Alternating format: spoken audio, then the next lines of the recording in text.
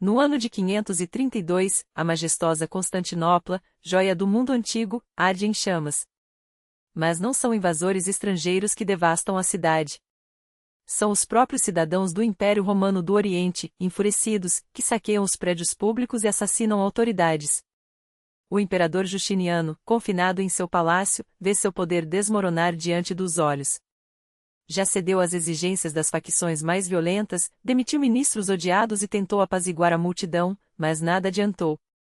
Agora, a turba aclama Hipácio como o novo soberano.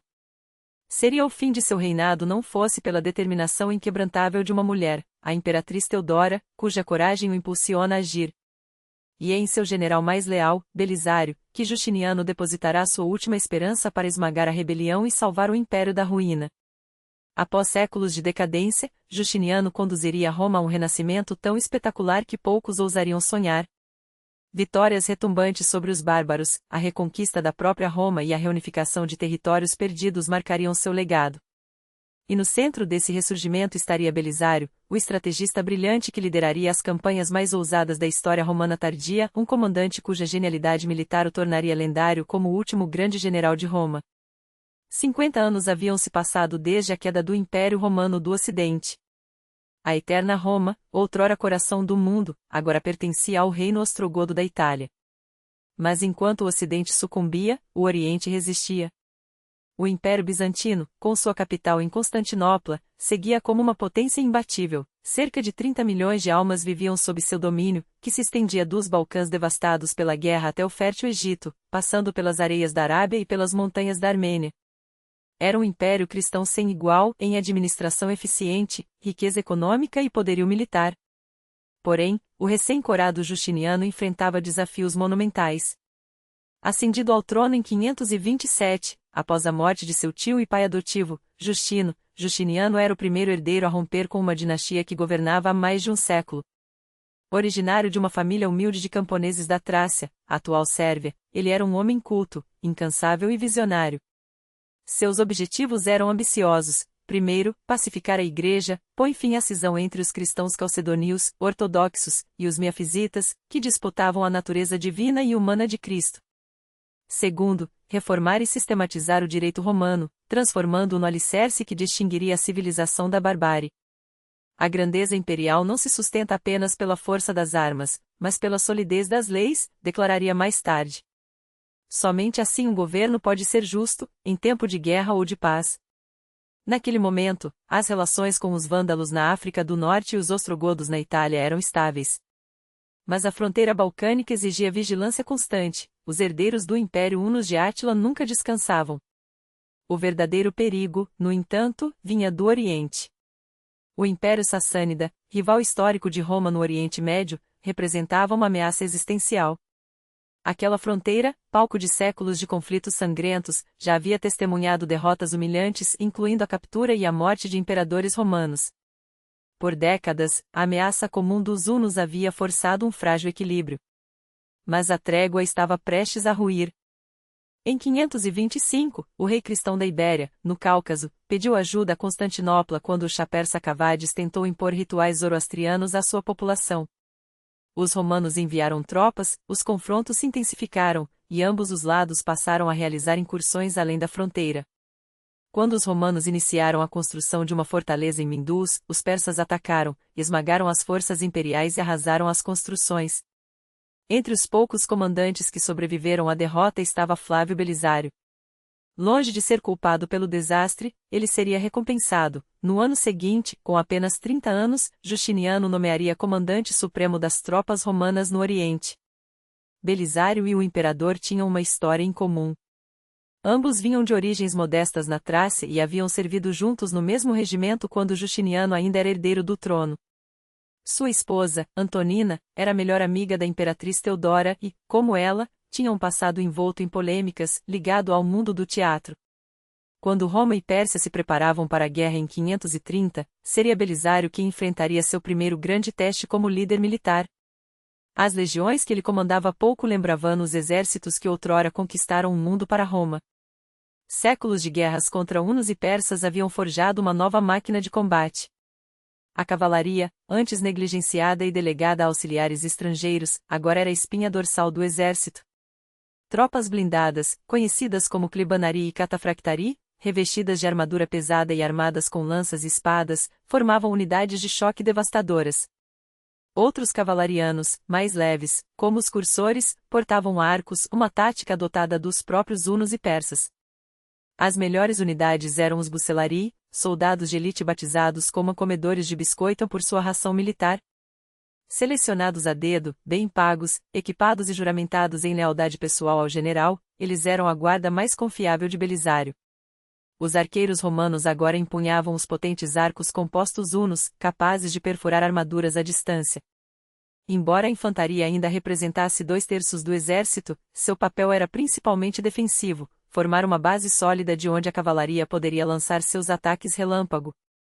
As unidades padrão, chamadas numeri, em latim, ou aritimoi, em grego, eram menores e mais flexíveis, entre 1.000 e 1.500 homens, combinando veteranos blindados na linha de frente com tropas de apoio que disparavam uma chuva de projéteis.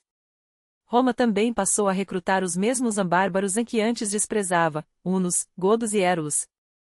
Os de fora do império serviam como mercenários, os de dentro, como foederati, combatendo sob seus próprios oficiais. Até a estrutura militar foi reformulada. 2 grandes forças de campanha, estacionadas em ambos os lados do Bósforo e sob o comando do Magister Militum Praesentalis, funcionavam como reserva estratégica. Outros exércitos de campo estavam posicionados na Trácia, Ilíria, Armênia e em pontos-chave das fronteiras. O império, enfim, se preparava para a guerra total. E Belisário seria a peça-mestre desse tabuleiro. Cada uma dessas forças regionais respondia ao Magister Militum, formando um sistema de reação rápida capaz de conter ameaças antes que se alastrassem. Nas fronteiras, porém, a linha de defesa era sustentada pelos limitanês soldados mal pagos, mal equipados, cuja missão não era vencer, mas resistir. Sua ordem era clara: segurar as fortificações até que as legiões de campanha chegassem. Organizados em guarnições locais sob o comando de um dux, título que, séculos depois, daria origem à palavra duque, esses homens eram o primeiro escudo do império, sacrificável, mas indispensável.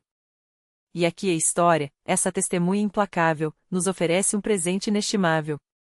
Quantas lições os estados poderiam poupar se ouvissem os ecos do passado? Quantos erros se repetem porque deixamos que o tempo enterre as verdades que já foram vividas? Nossa principal fonte para esses anos é Procópio de Cesareia, um homem nascido por volta do ano 500, educado nas melhores escolas de retórica e direito, e que, em 527, tornou-se assessor consultor jurídico de Belisário. Mas seu papel iria muito além.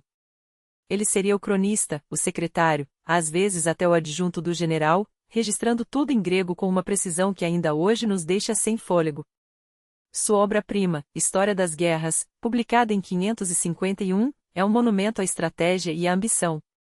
Nela, Belisário é retratado como o gênio militar que de fato foi, mas Procópio guardava um segredo. Anos depois, viria à tona sua história secreta, um texto explosivo que revelaria as sombras por trás do brilho imperial. O ano era 530. O Chakavad, soberano da Pérsia, lança suas hostes contra Dara, fortaleza romana na fronteira com a Mesopotâmia. Hoje, suas ruínas imponentes mesmo em decadência marcam a linha divisória entre Turquia e Síria, um lembrete pétreo de que ali já se decidiu o destino de impérios. Belisário recebe a notícia: 40.000 persas marcham sobre Dara. Ele dispõe de apenas 25.000 homens. A lógica diria que era um massacre anunciado. Mas Belisário não jogava pelo script. Em vez de enfrentar o inimigo em campo aberto, ele escolhe uma posição defensiva ao sul das muralhas. Seus soldados cavam trincheiras, reforçam os flancos e dispõem a infantaria no centro, com a cavalaria nas asas. Entre elas, 2 contingentes de 600 hunos cada, prontos para golpear como flechas envenenadas. Atrás, aguardam seus bucelari e a guarda pessoal, os homens que juraram lealdade não ao império, mas a ele. Quando a poeira anuncia a chegada dos persas, Belisário já está pronto. Não para reagir, mas para ditarem as regras do jogo. O primeiro dia é um duelo de nervos. Cartas são trocadas entre os generais. Belisário exige que Firuz, comandante persa, recue, ganhando tempo para negociações. Firuz responde com sarcasmo: que preparem um banho quente. Ele jantaria em Dara antes do anoitecer. Os persas testam o flanco esquerdo romano, mas são repelidos. 7 deles caem. Então, um jovem guerreiro persa avança sozinho, desafiando qualquer romano para um combate singular. Andreas, um lutador de força bruta sem treinamento militar, aceita. Com um golpe de lança, derruba o persa do cavalo. Desmonta. E o executa como um sacrifício, diante dos olhos atônitos dos inimigos. A moral persa vacila.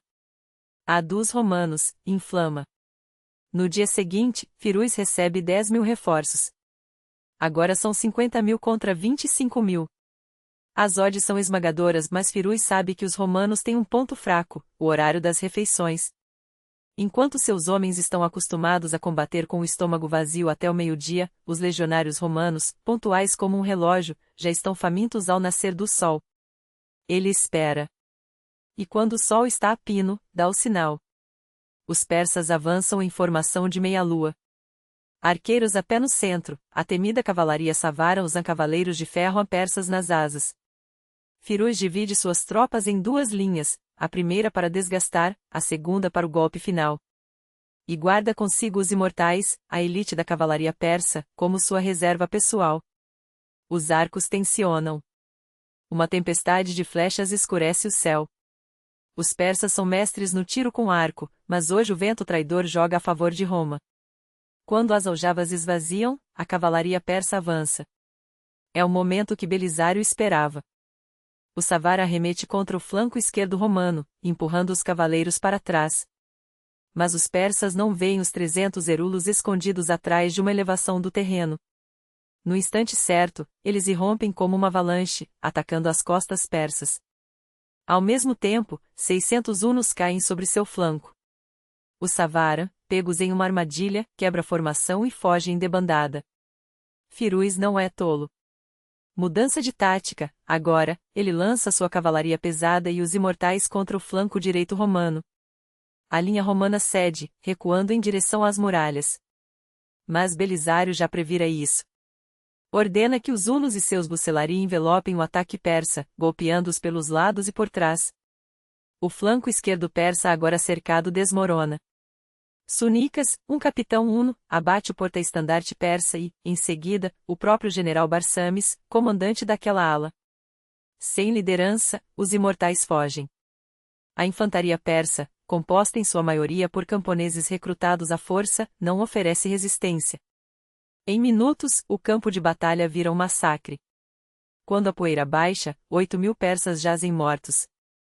Nesse dia, escreve Procópio, os romanos derrotaram os persas em batalha campal, algo que não acontecia há décadas. Belisário poderia ter aniquilado o inimigo em retirada, mas prefere não arriscar. A vitória já é suficiente. Mais tarde aquele ano, Citas, Magister Militum da Armênia, esmaga outra força persa em Satala. O pêndulo da guerra oscila para Roma. Mas Cavado não desiste. No ano seguinte, inspirado por uma revolta samaritana na Palestina, ele ordena um grande ataque ao longo do Eufrates. Belisário reúne suas tropas para interceptá-los.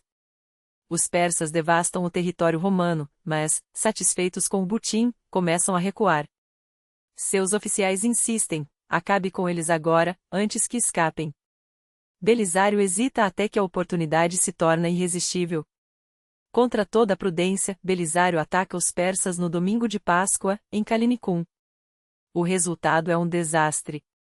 Os aliados árabes de Roma, os gassânidas, seguranças da ala direita, são acusados por Procópio de abandonarem o campo ao primeiro sinal de perigo. A cavalaria persa esmaga a linha romana como uma onda implacável.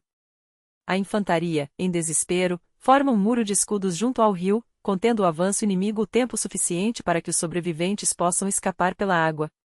Calinicum não é apenas uma derrota, é uma humilhação. E a figura de Belisário sai manchada. As versões divergem. Procópio afirma que ele permaneceu com a infantaria, organizando a retirada. Outros sussurram que foi um dos primeiros a fugir. O que não se discute é o erro estratégico, ceder à pressão dos subordinados e travarem uma batalha desnecessária. As consequências são imediatas. Belisário é destituído do comando e convocado a Constantinopla. Justiniano, sem alternativa, paga um resgate aos persas e assina uma paz vergonzosa não com Cavad, que morre naquele mesmo ano, mas com seu filho de 20 anos, Cosroes. Um jovem que, sob o título de Anushirvan, a alma imortal, se revelaria o maior dos reis sassânidas e um adversário ainda mais perigoso para Roma. Enquanto isso, em Constantinopla, a capital ferve. Belisário, de volta à cidade, tenta reconstruir sua reputação abalada. Mas os ânimos estão inflamados. As facções do hipódromo, os verdes e os azuis, muito mais que torcidas de corridas de bigas, dominam bairros inteiros e desafiam a autoridade imperial. No início, exigem apenas a libertação de companheiros presos. Logo, porém, ecoam gritos por um novo imperador, Hipácio, sobrinho do falecido Anastácio. Há mãos ocultas por trás da revolta, rivais de Justiniano no Senado, talvez, ou generais ambiciosos. O imperador hesita. Chega a considerar a fuga. É então que Teodora intervém. Com voz firme, descartou a ideia de exílio. A púrpura imperial é o mais nobre sudário, lembra-a, melhor morrer como soberana do que viver como fugitiva. Suas palavras acendem uma faísca em Justiniano. Ele ordena a Belisário e ao general Mundo que esmajem a rebelião. Sem piedade. As tropas veteranas de Belisário avançam pelas ruas. O sangue corre como um rio. Quando a poeira baixa, estima-se que 30.000 corpos, um em cada 20 habitantes da cidade, jazem sem vida. No dia seguinte, Hipácio e seu irmão são executados, seus cadáveres atirados ao mar. Graças à determinação de Teodora e à lealdade de Belisário, o trono de Justiniano está salvo, por enquanto. Mas o imperador não se mantém no poder apenas pela repressão. Justiniano precisa de uma vitória, uma que prove a favor divina sobre seu reinado e silencie os críticos.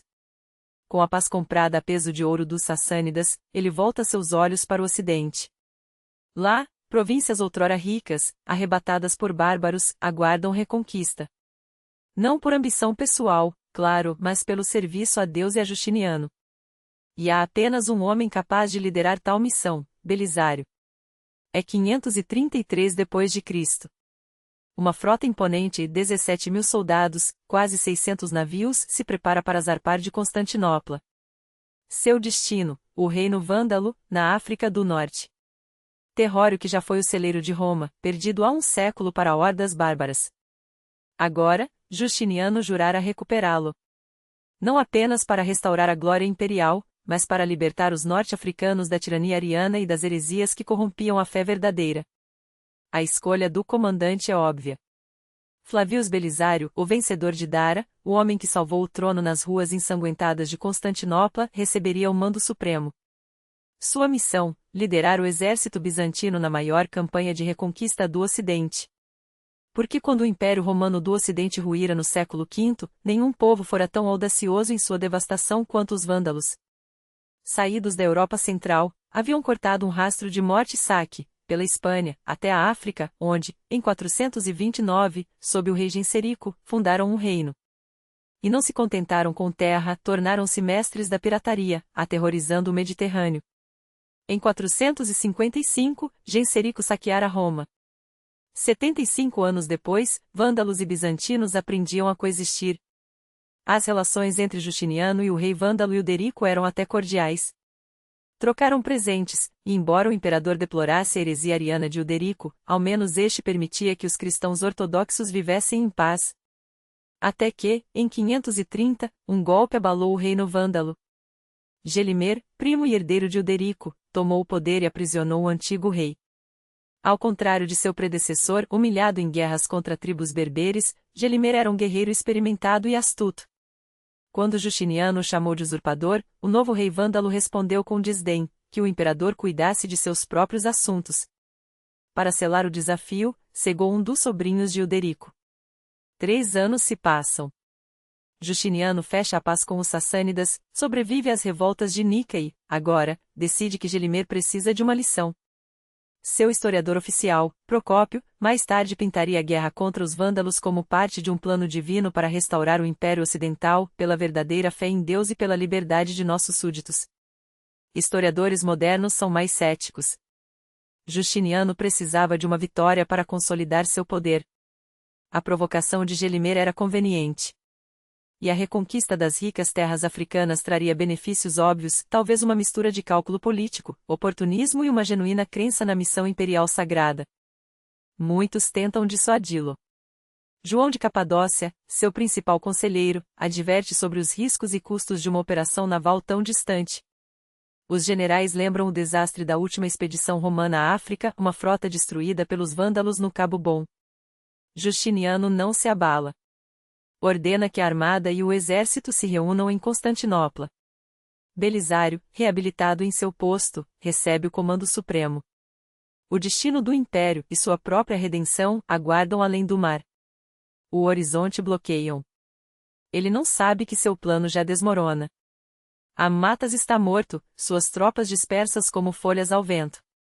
Gibamund, o orgulho da cavalaria vândala, jaz inerte na poeira, vítima do terror que seu próprio nome deveria inspirar. E agora, enquanto Gelimer avança com o que resta de seu exército, crendo ainda na armadilha perfeita, o destino tece sua ironia mais cruel, as legiões que deveria esmagar já estão dentro de Cartago. Os portões da cidade, outrora símbolo do poder vândalo, abrem-se sem resistência. Os habitantes, romanos de sangue, romanos de memória, recebem Belisário não como conquistador, mas como libertador. As ruas, que há décadas ecoavam o passo arrogante dos bárbaros, agora ressoam com o canto dos que ireleisam entoados por uma multidão que reencontra sua voz. Mulheres atiram flores aos soldados e homens, com lágrimas nos olhos, beijam as bordas das águias imperiais. Cartago não foi tomada. Cartago voltou a ser romana. Mas a vitória ainda não está escrita. Gelimer, cego pela fúria e pela ignorância, continua seu avanço rumo a Decimum. Ele não imagina que sua capital já caiu, que seu irmão está morto, que seu povo, os próprios vândalos que deveriam temê-lo, agora murmura contra ele nas tabernas e nos mercados. Quando finalmente avista as colunas de fumaça ao longe, quando os mensageiros chegam ofegantes com a notícia da traição, algo em seu peito se quebra. Não é medo. É a compreensão tardia de que os deuses, ou aquele Deus único que os romanos adoram, escolheram o lado errado. Belisário, porém, não confia na sorte. Ele sabe que um leão acossado é mais perigoso do que um exército. Enquanto Cartago celebra, ele reorganiza suas tropas com a precisão de um cirurgião. A infantaria forma um quadrado compacto, as lanças brilhando como uma seara de morte. Os bucelarii, sua guarda pessoal, montam em silêncio, os cavalos pisando firme como se pressentissem a batalha. Os hunos, esses demônios das estepes, circulam pelas asas como lobos famintos. E no centro, quase invisível entre os estandartes, está Antonina, não mais a mulher que acompanha o marido, mas a estratégica que sussa conselhos ao ouvido de Belisário, a voz de Teodoro ecoando em cada palavra. Quando Gelimer finalmente chega, não é um general que enfrenta, mas um imperium renascido. Os vândalos atacam em ondas desordenadas, gritando por vingança, por glória, por tudo que já perderam. Mas as legiões não recuam. Não há espaço para medo quando se luta pela redenção de um império. Os hunos carregam como um vendaval, suas flechas escurecendo o céu. A cavalaria de João, o armênio, envolve o flanco esquerdo vândalo, esmagando-os contra as lanças da infantaria. E então, no momento em que o sol parece parar no zênite, Belisário dá o sinal. A reserva avança. Não é uma carga. É um terremoto. Os vândalos, já abalados, quebram. Gelimer vê seu exército se desintegrar como areia entre os dedos. Ele poderia morrer ali, entre os corpos de seus homens, como um rei bárbaro merece. Mas algo, o instinto de sobrevivência, a vergonha, ou talvez a mão invisível daquele mesmo Deus que o traiu, o faz virar as rédeas e fugir. Para as montanhas. Para o exílio. Para a história, que o lembrará não como o destruidor de Roma, mas como o último suspiro de um povo condenado. Quando a poeira baixa, a Decimum não é mais um campo de batalha. É um túmulo. Um túmulo para os sonhos de um reino bárbaro, e um berço para o renascimento de algo muito maior. Belisário desmonta, seus olhos varrendo o campo juncado de mortos. Ele não sorri. Não há triunfalismo em seu rosto, apenas a gravidade de um homem que sabe, isto é apenas o começo. Cartago está salva. Mas Roma ainda chama.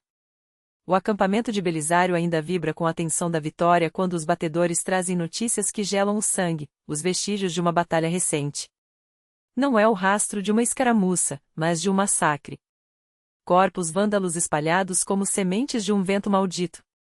E então, como um pesadelo tornado carne, milhares de cavaleiros inimigos emergem do horizonte, suas lanças brilhando sob o sol africano como dentes de uma fera prestes a morder. Os aliados de Belisário hesitam. Avançar? Recuar? O instante de dúvida é um luxo que a guerra não concede. Um choque rápido, metal contra metal, e então o retrato da disciplina romana. Todas as forças se recolhem em formação perfeita, como as garras de um leão que se fecham antes do golpe final. Gelimer tem, pela primeira vez, a vitória ao alcance das mãos. Poderia esmagar a vanguarda isolada de João. Poderia dilacerar a cavalaria romana, ainda atordoada pela surpresa. Mas os deuses da guerra são cruéis, e a tragédia é sua musa favorita. Entre os mortos, Gelimer encontra o corpo do irmão, Amatas. Não é uma ferida qualquer, é um golpe que rasga sua alma.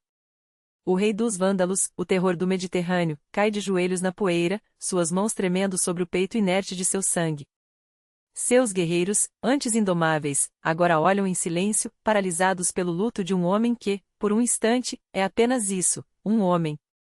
E nesse instante, Belisário recebe o dom mais precioso que um general pode desejar, tempo. Ele não o desperdiça. Com voz que cortava o ar como uma lâmina, reorganiza suas fileiras.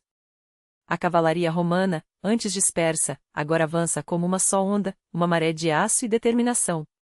Quando se chocam contra os vândalos, não é uma batalha, é um juízo. O inimigo se desintegra. Gelimer, com os olhos ainda úmidos de lágrimas, foge para o oeste, levando consigo os restos de um exército que, horas antes, acreditava ser invencível. O caminho para Cartago está aberto. E a história, mais uma vez, curva-se diante de um homem. Aquele dia não pertenceu aos deuses, nem ao acaso.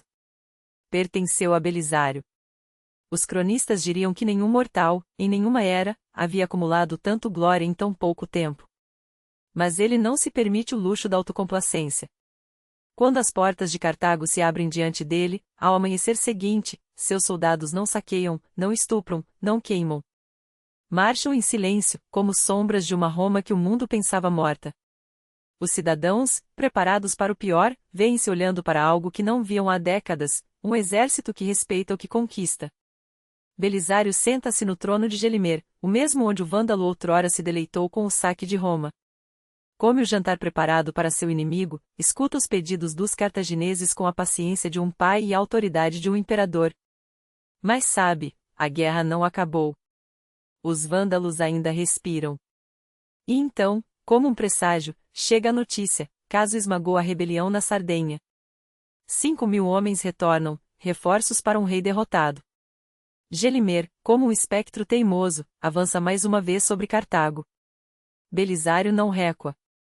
Marcha ao seu encontro, entre Camarum, onde o destino tecerá seu próximo capítulo com fios de sangue e ironia. Os romanos acampam junto a um riacho, o fogo das fogueiras refletindo em suas armaduras enquanto preparam a refeição. Os vândalos atacam como lobos famintos e, por um instante, parece que a sorte finalmente sorri para Gelimer.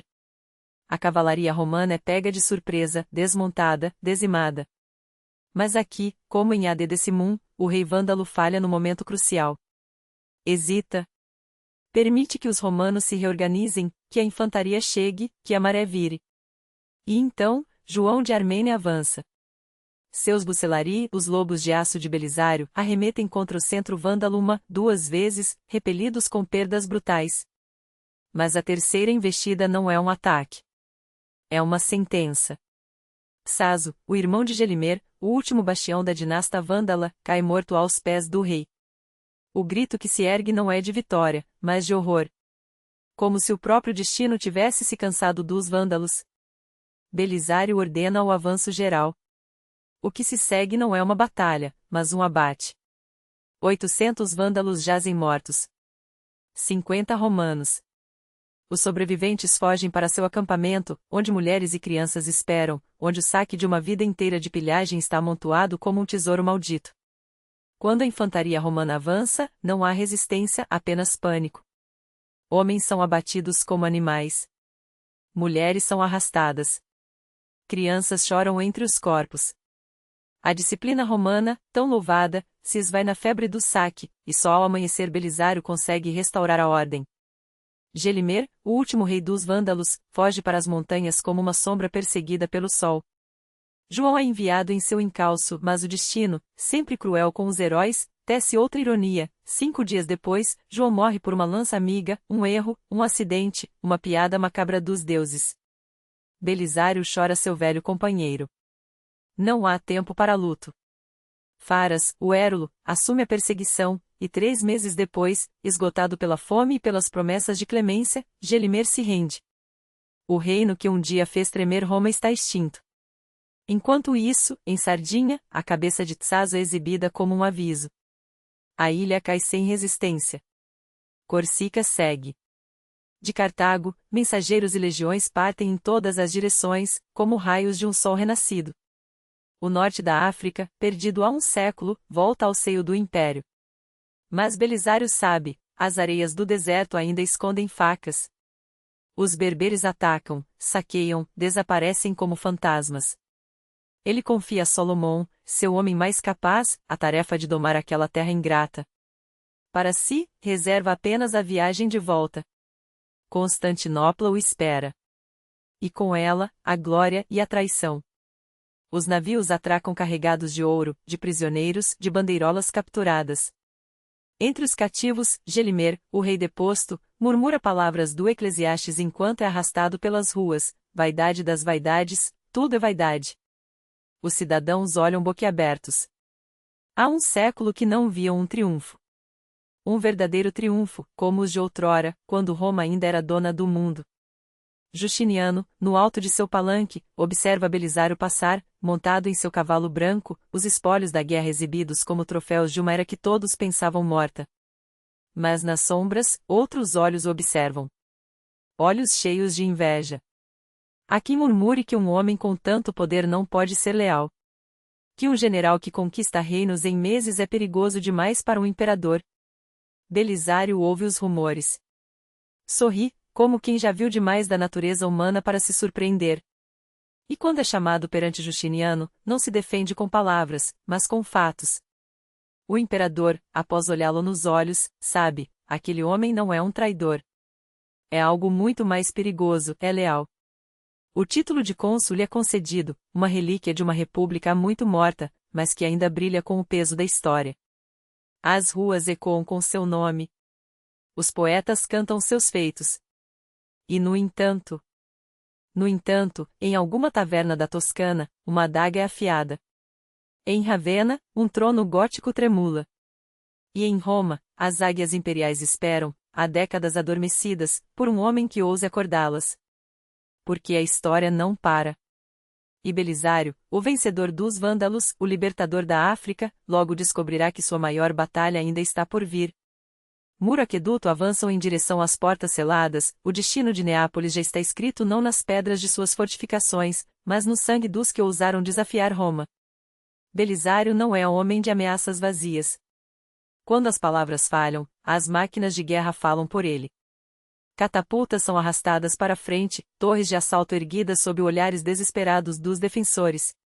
Os napolitanos, orgulhosos de sua resistência, logo descobrirão que a paciência de um general que derrubou reinos não se estende a cidades teimosas.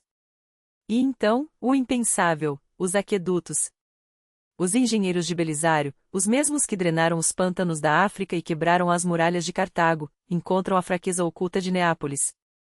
Os túneis que outrora levavam água fresca à cidade agora carregam a morte. Pelos canais secos, soldados rastejam como sombras, emergindo dentro das muralhas antes que o primeiro grito de alarme ecoe pelas ruas. Quando os portões são abertos, não por rendição, mas por traição da própria terra, o massacre é rápido. A cidade que resistiu a Aníbal, que desafiou os bárbaros por décadas, cai em poucas horas. Os 800 defensores são passados ao fio da espada. Os cidadãos que sobrevivem são poupados, mas suas casas são saqueadas, seus templos profanados. Belisário envia uma mensagem clara a Ravenna: a resistência é um luxo que nenhum Godos pode pagar. A notícia chega a Teodato como um golpe de martelo. O rei que se julgava astuto, que acreditava ter tempo para negociar, agora vê suas tropas em Dalmácia esmagadas, Cecília perdida, e Neápolis reduzida a cinzas. O pânico se espalha entre os godos. Seus aliados, os senadores romanos de Itália, homens que ainda sonham com o púrpura imperial, começam a sussurrar nos corredores do palácio: talvez seja hora de mudar de lado. Teodato, paralisado entre a arrogância e o terror, faz o que todos os tiranos fazem quando a sombra da derrota se aproxima: ele envia um assassino. Mas não para Belisário. Seu alvo é o Papa Silverius, o pontífice que, em segredo, já negociava com Constantinopla. Um homem que, nas palavras dos godos, prefere o grego ao godos. Na noite de 11 de novembro de 536, Silverius é arrastado de sua basílica, despido de suas vestes sagradas e exilado para a ilha de Ponza, onde a fome o aguarda. Em seu lugar, Teodato coroa Vigilius, um arcebispo mais compreensivo. Mas o gesto é tardio, patético. Porque enquanto o rei dos godos joga xadrez com bispos, Belisário já marchou para o norte. Roma espera por ele. E Roma sabe que ele vem. As estradas da Campânia estão repletas de refugiados, de desertores, de homens que carregam nas costas o pouco que sobrou de suas vidas. Eles falam do general que não perde.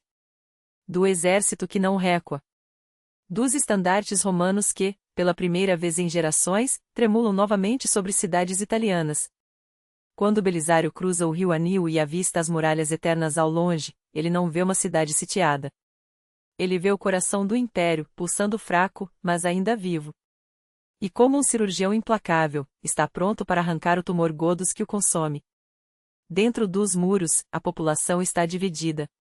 Os godos, liderados por Leuderis, um guerreiro tão brutal quanto leal, preparam-se para a batalha. Eles têm 4.000 homens, as muralhas mais famosas do mundo e a crença de que nenhuma força na terra poderia tomá-las. Os romanos, os verdadeiros romanos, aqueles cujos ancestrais construíram aquelas pedras, olham para o horizonte com esperança e medo. Alguns pegam em armas. Outros rezam. Todos sabem, se Belisário falhar, não haverá segunda chance. E então, no dia 9 de dezembro de 536, as águias voltam para casa. Sem trombetas, sem fanfarra. Apenas o som surdo de milhares de botas romanas pisando a Via Flamínia. Os godos, confiantes em suas defesas, deixaram a Ponte Milvia desguarnecida. Um erro. Belisário não precisa de portões abertos. Ele entra como um fantasma, com seus bucelários à frente, seus hunos flaqueando os lados, e os Isaurios, aqueles demônios das montanhas, escalando as muralhas como aranhas. Quando os godos percebem o que acontece, já é tarde. As ruas de Roma, que viram César passar em triunfo, agora ecoam com os gritos de uma batalha que não pode ser perdida. Leuderis luta como um possesso, mas até os deuses dos godos o abandonaram. Suas tropas são empurradas para o Fórum, depois para o Capitólio, e finalmente para as portas do mausoléu de Augusto, onde são massacradas até o último homem. Quando o sol se põe, os estandartes de Justiniano tremulam sobre o Palatino. Roma é romana novamente. Mas a vitória tem um gosto amargo. A cidade que Belisário libertou está em ruínas. Os aquedutos, quebrados. Os templos, saqueados. O povo, faminto. E nas sombras, os godos que escaparam, aqueles que ainda têm fôlego para a vingança, reúnem-se em Ravenna, onde um novo rei, Vitíges, jura que esta história não acabou. Enquanto isso, em Constantinopla, Justiniano sorri. Seu general lhe deu o que nenhum imperador teve em 60 anos, as chaves de Roma. Mas Belisário sabe a verdade. A guerra não se ganha com uma cidade. Ela se ganha com sangue, traição e a capacidade de olhar para o abismo sem piscar. E o abismo, ele sabe, está apenas começando a devolver o olhar. O aqueduto que outrora alimentava a cidade agora jorra sangue. Os godos, em sua retirada desordenada, deixam para trás um rastro de corpos, soldados, civis, traidores, enquanto Belisário avança com a precisão de um cirurgião que sabe onde cortar para salvar o paciente. Neapel cai, mas não sem antes revelar a podridão do comando godo. Teodato, o rei que tremia diante de presságios e hesitava onde deveria esmagar, paga com a própria vida pela sua inépcia. A espada que o decapita é também o golpe final em qualquer ilusão de que os ostrogodos ainda governavam por direito divino. Vitíges, o velho lobo, assume o trono com as mãos ensanguentadas e um plano na mente: ganhar tempo. E tempo, ele sabe, é o que Belisário não tem. Enquanto os francos são cortejados com promessas vazias, tratados que durarão apenas até a primeira oportunidade de traição, Vitíges recua para Ravenna, deixando para trás uma guarnição simbólica em Roma. 4.000 homens. Um número irrisório para uma cidade que já dominou o mundo. Mas Belisário não precisa de números, precisa de paredes. As muralhas aurelianas, embora gasta pelo tempo, ainda se erguem como um desafio aos invasores. Ele as reforça com madeira e ferro, cavando fossos onde a terra se recusa a ceder. Os celeiros são esvaziados, os poços verificados, cada homem em idade de lutar é arrastado para as linhas de defesa. Roma não será um prêmio entregue sem luta. Não desta vez. Quando Vitíges descobre a verdadeira extensão das forças de Belisário, 7.000 homens, uma força ridícula para segurar o império, o riso deve ter secado em sua garganta. Ele marchou com 30.000, uma maré humana que deveria afogar a resistência romana em seu próprio sangue. Mas Belisário não foge. Não recua. Quem aqui acredita que Roma será tomada sem derramamento de sangue, engana-se a si mesmo, rosna aos seus homens, a voz rouca de quem já viu demais para mentir. Enquanto eu respirar, estas portas não se abrirão para o inimigo. E então, no início de 537, o cerco começa. Vitíges chega como uma tempestade, suas legiões cobrindo a Via Flâmina como uma praga. Os postos avançados romanos caem como espigas sob a foice. Belisário tenta interceptá-los na Ponte Milvia, mas a infantaria, assustada pela magnitude do exército godo, quebra formação e foge. Restam-lhe apenas 1.000 cavaleiros. 1.000 homens contra uma horda. Ele não hesita. Espora o cavalo para frente, a espada levantada, e mergulha no coração do inimigo. Os godos avançam como uma parede de carne e aço, suas lanças perfurando o ar.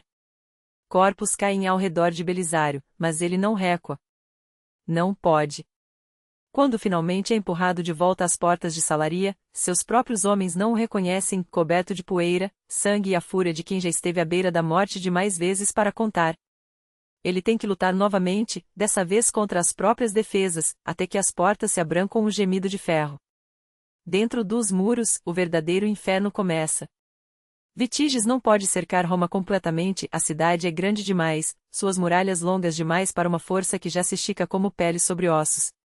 Então ele constrói 7 acampamentos fortificados ao norte, cortando os aquedutos que por 8 séculos alimentaram a sede de Roma. A água para de fluir. Os banhos públicos secam. Os romanos aprendem a beber do que sobrou, poços envenenados pelo medo, cisternas que cheiram a traição.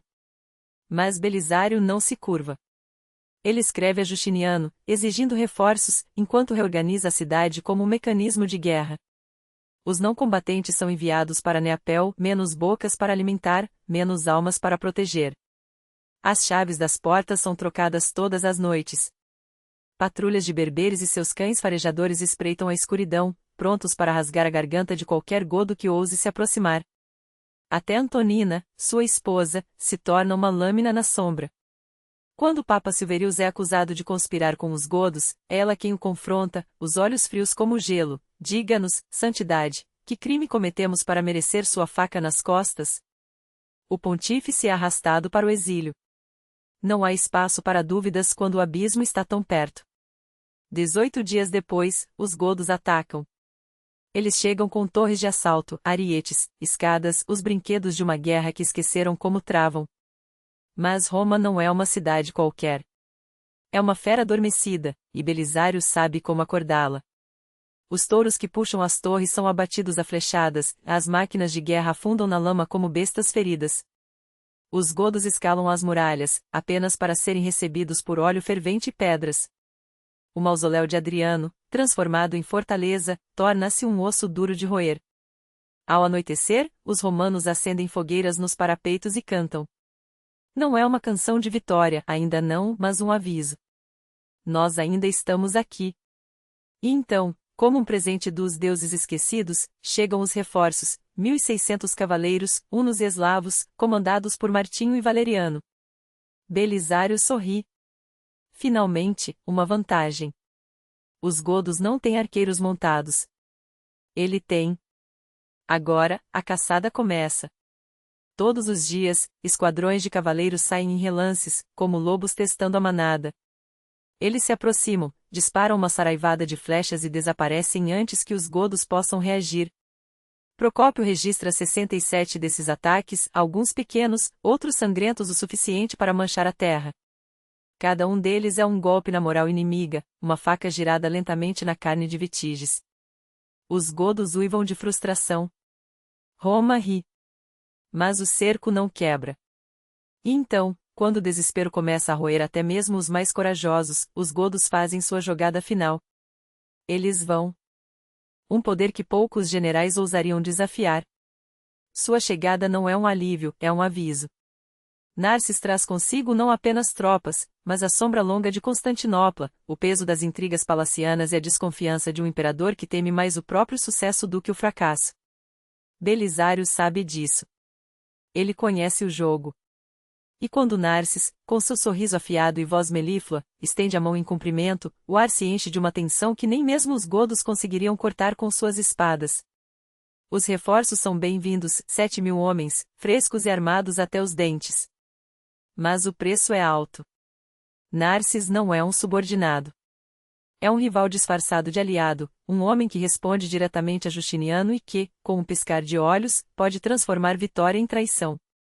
Belisário observa enquanto as tropas desfilam, enquanto os oficiais de Narses distribuem ordens com uma autoridade que soa como usurpação. A hierarquia se desmorona antes mesmo que a poeira da marcha assente. E então vem a primeira prova. Ariminum ainda resiste, mas John, o teimoso, o brilhante, o insubordinado, está encurralado. Belisário precisa agir. Ele convoca Narses e expõe o plano. Uma marcha rápida para norte, um golpe cirúrgico para quebrar o cerco e salvar a guarnição. Mas Narses hesita. Seu olhar desliza para os mapas como se buscasse não uma rota, mas uma armadilha. E Alcimum pergunta, com uma calma que é quase insulto. 10.000 godos lá. Se avançarmos, eles cairão sobre nossas costas. Belisário conhece o risco. Mas também conhece o custo da inação. John não aguentará mais uma semana, responde, a voz baixa e cortante como uma lâmina. Se perdemos Ariminum, perdemos a iniciativa. Os godos se reorganizarão. Ravenna se fechará como uma concha. E tudo o que ganhamos em Roma será cinzas. Narses sorri. Não é um sorriso de concordância. É o sorriso de quem já decidiu jogar seu próprio jogo. Ou, diz, arrastando a palavra como um veneno lento, podemos dividir nossas forças. Eu levo metade dos homens e cuido de Alcimum. Você vai a Ariminum. Assim, nenhum flanco fica desprotegido. Belisário sente o golpe antes mesmo que as palavras se completem. Dividir o exército? Em pleno território inimigo? É uma receita para o desastre. Mas recusar é desafiar não apenas Narses, mas o próprio Justiniano. E o imperador, lá de seu trono dourado, já deve estar sorrindo, saboreando a discórdia que plantou. O general olha para o horizonte, onde o sol poente pinta o céu com as cores do sangue e do fogo. Ele poderia insistir. Poderia ordenar. Poderia, como fez tantas vezes, confiar em sua própria genialidade para vencer contra todas as probabilidades. Mas desta vez, o inimigo não está apenas além das muralhas. Está ao seu lado. Está nos sorrisos falsos, nas ordens sussurradas, na sombra que se estende desde Constantinopla até este campo de batalha. Belisário respira fundo. Que seja, diz finalmente, com uma calma que esconde o furacão dentro de si. Mas se Ariminum cair, a responsabilidade será sua. Narses inclina a cabeça, como se já soubesse que, no fim, a culpa recairá sobre outro. Claro, estrategos. Como desejar. E assim, o exército que deveria ser um punho fechado se parte ao meio. Metade marcha para norte, sob o comando de um homem que não entende de guerra, apenas de poder. A outra metade segue Belisário, que agora deve salvar John não apenas dos godos, mas da traição que se aninha em seu próprio acampamento. Enquanto as tropas se separam, o vento traz o uivo distante dos lobos. Ou talvez sejam os godos, celebrando antecipadamente a divisão de seus inimigos. Ou talvez seja apenas o riso seco da história, mais uma vez provando que nenhum gênio militar pode vencer quando o verdadeiro campo de batalha é o coração podre de um império. A tarefa que se impõe a Belisário não é apenas militar, é um jogo de xadrez onde cada peça move-se com segundas intenções. Narses, o eunuco astuto que Justiniano enviou como ajudante, já provara seu valor durante a revolta de Nica, não com espadas, mas com sacos de ouro distribuídos entre a multidão, enquanto Belisário e Mundus enfrentavam os rebeldes face a face. Agora, em solo italiano, a dinâmica se repete. Belisário comanda as legiões, mas não pode simples assim ordenar a um homem como Narses, cuja influência sibilina se estende até os ouvidos do imperador. O conselho de guerra é convocado, e o ar pesa com a tensão de dois titãs medindo forças sem jamais se declararem inimigos. Os oficiais de Belisário são pragmáticos, quase cruéis. João cavou sua própria cova. Por que arriscar um exército por um homem que desafiou suas ordens? Mas Narses, com a frieza de quem calcula cada palavra, desmonta o argumento como um mestre de retórica. Se João foi insolente, já pagou por isso. Agora, a escolha é sua, Belisário, salvá-lo ou entregá-lo aos godos. Mas saiba que, se Erminum cair, não será apenas uma cidade perdida, será um general romano, uma legião imperial e o prestígio de Justiniano jogados aos pés de Vitigis. E essa mancha não se limpará com uma única batalha. Ela envenenará toda a guerra. As palavras ainda ecoam quando chega a mensagem de João: meu povo come cascas de árvores. Em 7 dias, abrirei os portões. O plano que surge é uma obra-prima de enganação. 1000 homens distraem a guarnição de Alcimum, enquanto uma coluna avança pela estrada costeira e outra desce pelo mar, ameaçando um desembarque. Belisário e Narses marcham por terra, fechando o cerco como uma armadilha de aço. Vitigis, bombardeado por relatórios de tropas romanas surgindo de todos os lados, recua para Ravenna como um lobo ferido. A vitória é impecável. Mas a paz no acampamento romano é uma fachada. Quando Belisário exige que João agradeça a seus salvadores, o general insolente curva-se apenas perante Narses: a ele devo minha vida. O gesto é uma faca cravada nas costas da lealdade. Procópio, que tudo vê e tudo anota, escreve com amargura: daquele dia em diante, a desconfiança entre aqueles dois homens cresceu como erva daninha em um campo abandonado. E não é por acaso. Justiniano, o mestre dos fios invisíveis, talvez tenha enviado Narses justamente para isso, para que nenhum general se tornasse poderoso demais. Afinal, em um império onde a autoridade militar é tão frágil quanto o pergaminho que a registra, um comandante depende mais da lealdade de seus oficiais do que dos decretos distantes de Constantinopla. E assim, quando Belisário revela seu plano metódico, esmagar as fortalezas godas no centro da Itália antes de marchar sobre Ravenna, Narses objeta com um desdém quase insultuante: demasiado lento. Devemos tomar a Emília agora, enquanto o inimigo ainda hesita. Belisário, então, desdobra a carta imperial como um trunfo: não enviamos Narses para comandar exércitos, mas para servir sob Belisário. Que todos obedeçam a ele, pelo bem da República. A resposta de Narses é um golpe cerceador: sua estratégia não serve à República. O exército se divide. Metade segue Belisário, a outra, Narses. Uma fratura que Vitigis, em sua torpeza, não soube explorar, mas que o destino, implacável, cobraria com juros. Belisário toma Urbino, mas seus poços secam. Narses envia João para conquistar o Fórum Cornélio. E então, como um presságio de sangue, chega a notícia de Milão. Esta cidade, senhores, é a joia da Itália, maior, mais rica, mais populosa que qualquer outra. E agora está à beira do abismo. A mensagem é urgente, quase desesperada: se não agirmos, Milão será apagada da face da terra. São apenas 300 romanos e uma milícia de civis contra o cerco de Uraias, sobrinho do rei Godo, reforçado por um exército burgúndio enviado por Teodeberto, o franco, aliado hoje, traidor amanhã. O inverno é cruel. Os milaneses comem ratos. Belisário, ocupando Urviento, ordena um socorro, mas seus comandantes, ao avistarem a horda burgúndia, param no rio Pó. Não avançaremos sem João e suas tropas da Emília, dizem. Só que João já não obedece a Belisário. Obedece a Narses. Quando a súplica de Belisário finalmente chega aos ouvidos de Narses, é tarde. A guarnição de Milão, exausta, ignora o apelo de morrer como heróis e negocia sua própria rendição. Os civis são deixados à própria sorte. Os godos e burgúndios massacram todos os homens. Mulheres e crianças são distribuídas como escravos. Milão, a magnífica, é reduzida a cinzas. Justiniano, ao saber da carnificina, treme de fúria ou de medo. Narses é chamado de volta a Constantinopla. Belisário, mais uma vez, fica sozinho com o peso de um império que se desmorona por dentro. O norte da Itália é um esqueleto. 2 anos de guerra arrasaram as colheitas, os campos estão baldios, os celeiros vazios. Vitigis, sem suprimentos, refugia-se em Ravenna como um animal acossado. Os romanos, pelo menos, ainda podem ser abastecidos pelo mar, trigais de Sicília e do sul chegam aos portos. Mas para os camponeses italianos, a fome é uma sentença já escrita. E então, com a voz rouca de quem sabe que as próximas palavras serão seu epitáfio, Belisário começa: agora, eu lhes direi. Eis o que acontece quando a fome não é apenas uma sombra, mas um demônio que devora a carne dos vivos. Procópio, que viu com seus próprios olhos, descreve o horror como um artista pintaria o inferno. Primeiro, os corpos se tornam esqueléticos, a pele perde sua cor, como se a própria vida se retirasse em silêncio. Depois, a desidratação os transforma em mumificados ainda em pé, a pele rachada, escurecida, semelhante a couro queimado. Os rostos, congelados em uma máscara de espanto, como se tivessem visto algo além da morte. 50.000 almas em Picenum, apenas um número entre tantos outros, apodrecendo sem sepultura.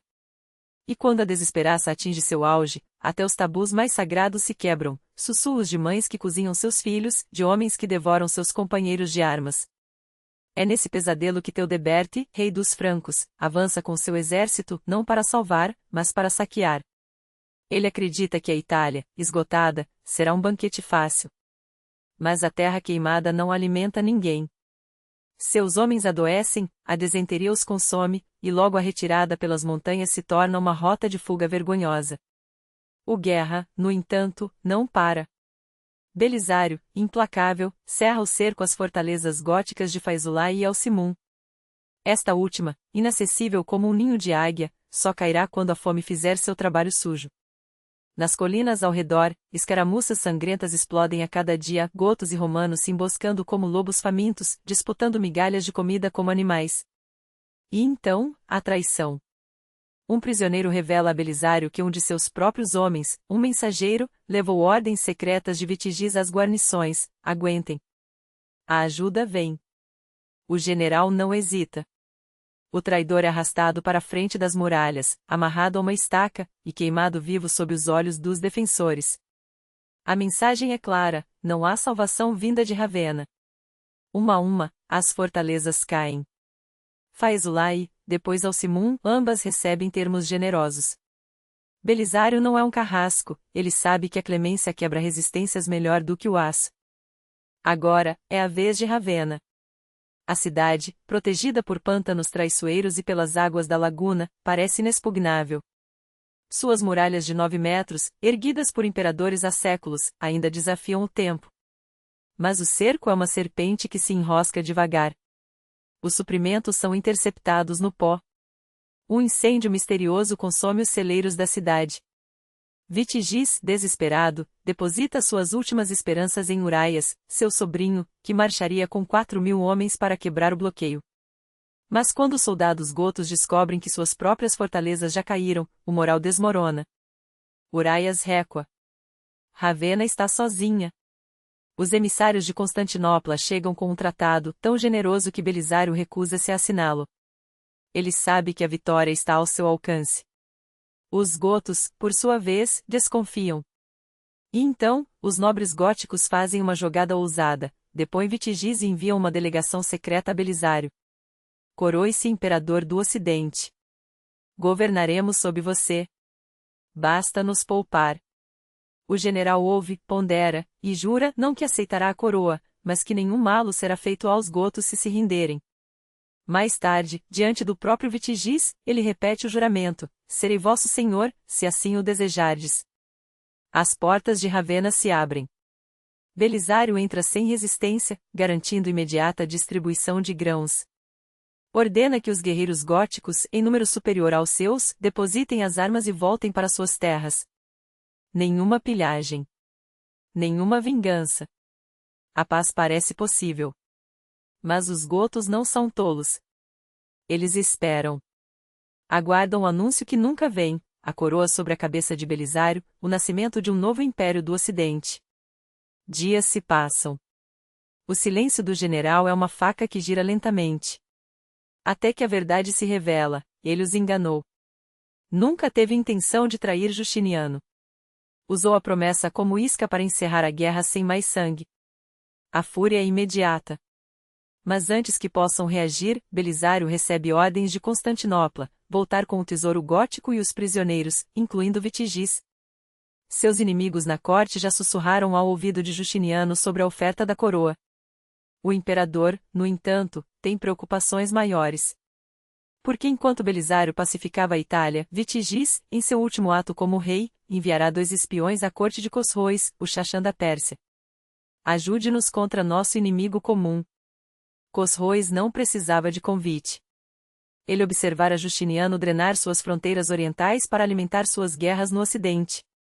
Agora, os exércitos sassânidas marcham. E quando as chamas de Antioquia, a segunda cidade do império, joia do Oriente, iluminam o céu, até Procópio, o cronista frio, se perde em desespero. Como descrever tal ruína? Como transmitir às gerações futuras o peso de um Deus que leva para depois destruir? Não há propósito que possamos ver. Não há justiça que possamos entender. O império, tão próximo da glória, tremia agora diante do abismo. Justiniano sabe que só há um homem capaz de deter Cosroes. E esse homem está a caminho de Constantinopla, carregando consigo não apenas a vitória, mas as sementes de uma nova tempestade. O imperador só pode enviar seu primo Hermano e 300 soldados, prometendo que um exército imenso seguiria. Mas não há exército. As legiões romanas estão presas no ocidente, amarradas pelas guerras de Justiniano. Em vez de tropas, ele envia seu maior general, Belisário.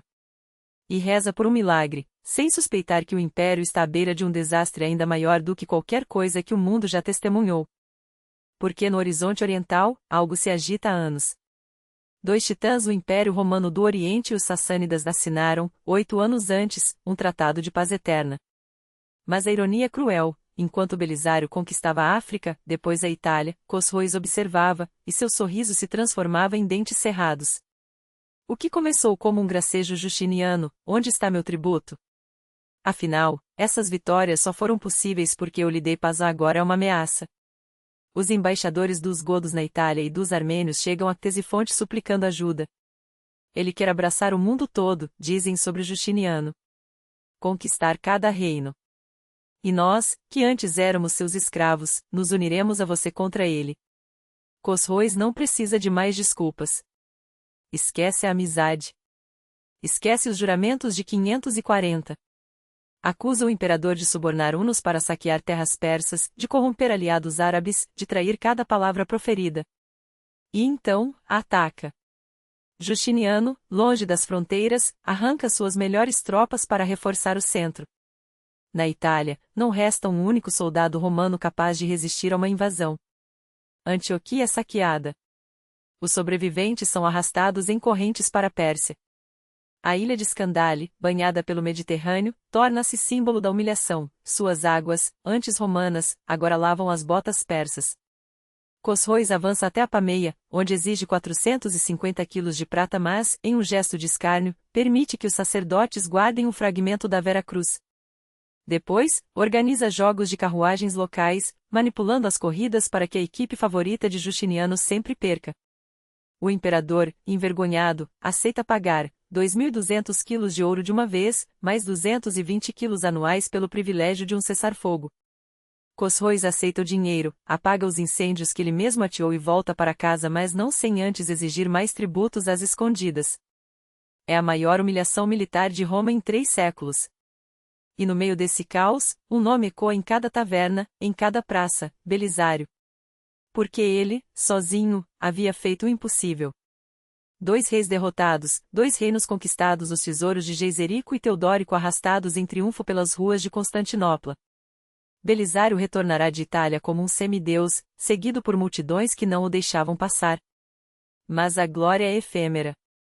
Em 541, Justiniano o envia de volta ao Oriente, não para comemorar, mas para impedir que a catástrofe se repita.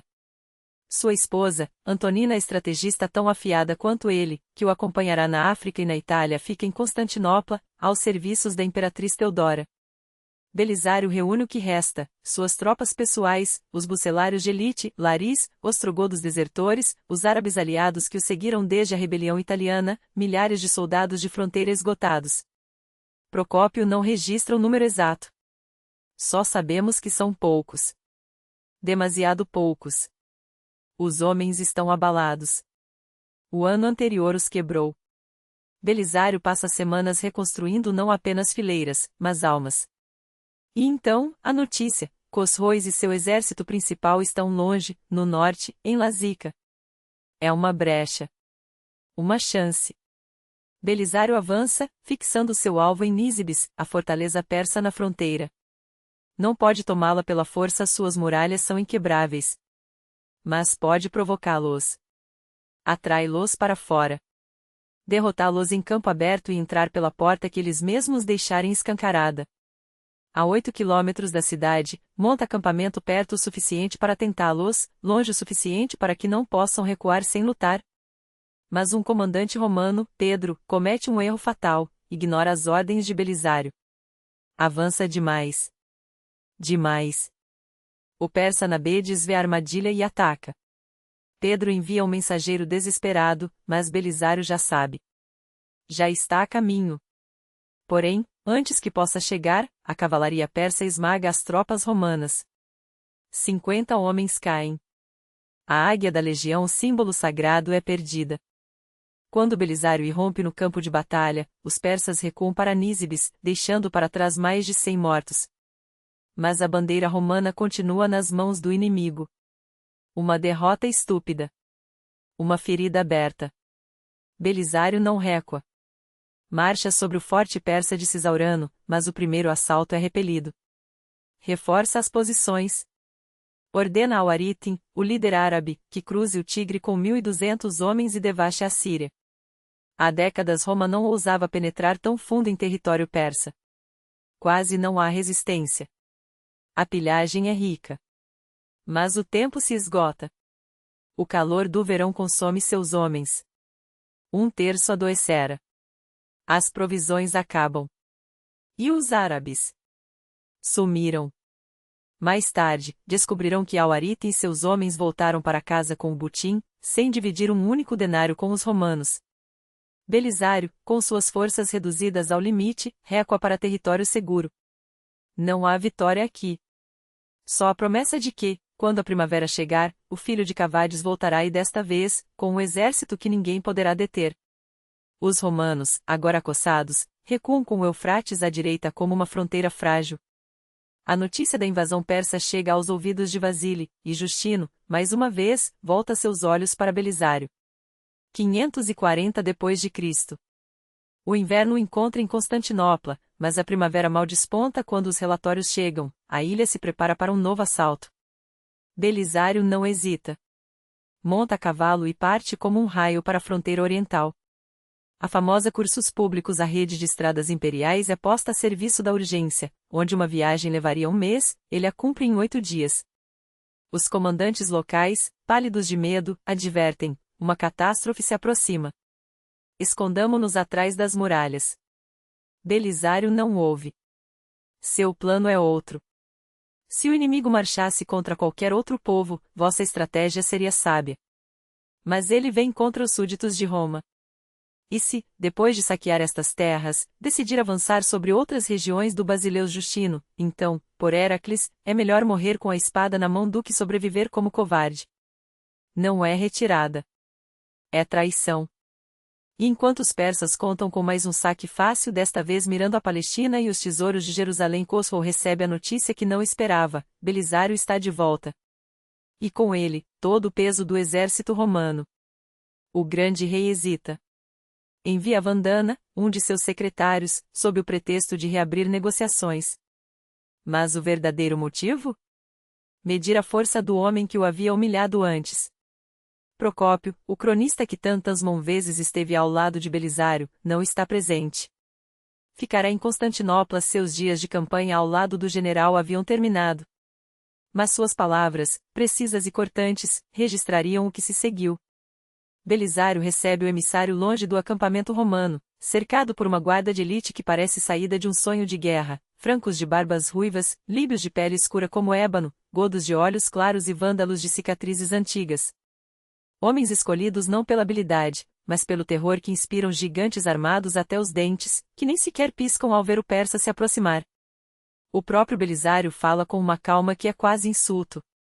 Costuma-se, entre homens civilizados, enviar embaixadores antes de declarar guerra. Outros, quando têm desavenças com seus vizinhos, primeiro negociam, e só então pegam em armas. Vós, porém, invadistes o coração de nossas terras e só agora falais de paz? A mensagem é clara: Khosrow não enfrentará um bando de saqueadores, mas um exército disciplinado, comandado por um homem que já o derrotara antes. O emissário volta apressado. Seu relatório é simples: estes não são os romanos que conhecemos. São demônios. Retirar-se é a única sabedoria. E assim, pela segunda vez, o leão da Pérsia recua. A horda persa atravessa o Eufrates de volta, deixando para trás apenas o eco de sua própria vergonha. Belisário, mais uma vez, salvar o império com pouco mais que um blefe e uma legião de sombras. Os romanos, atonitos, o aclamam. Nunca foi tão glorioso, murmuram, nem quando arrastou Gélimer acorrentado pelas ruas de Constantinopla. Era uma vitória sem sangue, uma batalha ganha com palavras e a mera ameaça de aço. Mas, seria tudo verdade? Historiadores modernos suspeitam. Khosrow não fugiu por medo dos romanos. Fugiu de algo muito pior. Enquanto seus espiões relatavam a disciplina das legiões de Belisário, um horror maior se espalhava pelo império: a peste. A peste de Justiniano, uma praga tão voraz que ceifaria metade da humanidade. Procópio, sempre meticuloso, registra o desespero: não há palavras para descrever isto. Nem a razão pode compreendê-lo, a menos que atribuamos tudo à vontade de Deus. O século VI era uma era de presságios. Em 536, o sol perdeu sua luz. Brilhava pálido, como a lua, por meses a fio. Parecia ter esquecido sua força, escreve Procópio. O mundo escureceu. E com a escuridão, vieram a fome, a guerra e a morte. Os vulcões, dizem os sábios hoje, lançaram cinzas que encobriram o céu. O clima esfriou. As colheitas falharam. E quando a peste chegou, em 541, encontrou um império já de joelhos. Começou no Egito, entre os camponeses do Delta. Uma mancha negra na pele. Um inchaço nas virilhas, nas axilas. Em 2 anos, estava em Constantinopla. Procópio descreve o horror: alguns caíam no meio da rua. Outros, ao acordar. Outros ainda, enquanto trabalhavam, como se a morte os tivesse surpreendido em pleno movimento. Os médicos nada podiam fazer. Os corpos se amontoavam mais rápido do que podiam ser queimados. Em 543, a praga já havia cruzado fronteiras, chegando à Pérsia, aos francos, até as terras distantes dos anglos. E enquanto o mundo apodrecia, Belisário e Khosrow, os 2 titãs de uma era moribunda, ainda jogavam seu jogo de guerra. Mas a história já não era deles. Pertencia ao flagelo que não escolhia lados. E quando a poeira baixar, quando os mortos forem contados, restará uma pergunta: quantos impérios caíram não pela espada, mas pela febre?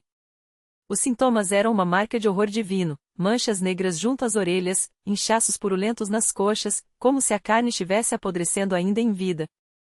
Procópio, testemunha ocular, descreve cenas que desafiam a própria razão.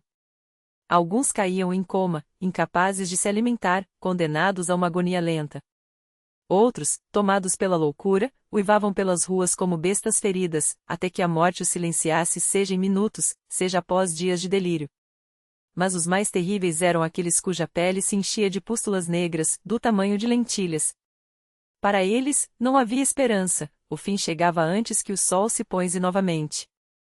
E mesmo os que pareciam escapar, aqueles a quem os médicos mais sábios garantiam a recuperação, morriam subitamente, como se a doença brincasse com a lógica humana. Sangramentos inesperados, febres que queimavam por dentro, corpos que se desmanchavam sem aviso. Ninguém podia prever. Ninguém podia entender. A peste não seguia regras, e ela reinava.